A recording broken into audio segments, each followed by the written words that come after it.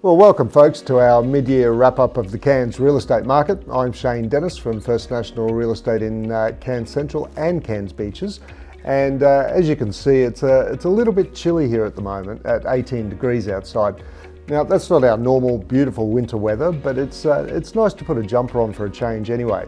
So now I can't believe we're 6 months into the year already, and with the way we're constantly being bombarded with messages of fear and negative reporting about everything from COVID to inflation to interest rates, food prices, war, I could go on and on, but fatigue has well and truly set in, and it's increasingly difficult to know what to believe.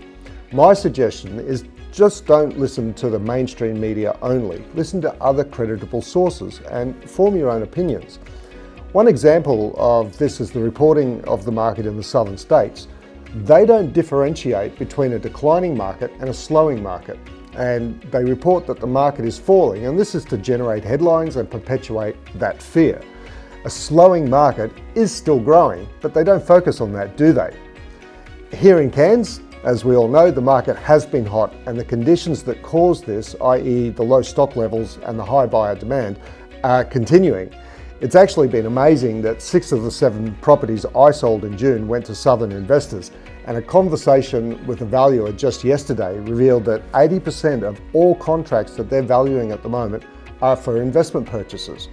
This means Cairns is still high on the investment buyer's radar, with good value properties generating high rental yields. Combined with owner-occupiers competing for these properties means, according to figures released by Domain just yesterday as well, that the Cairns average days on market is 71.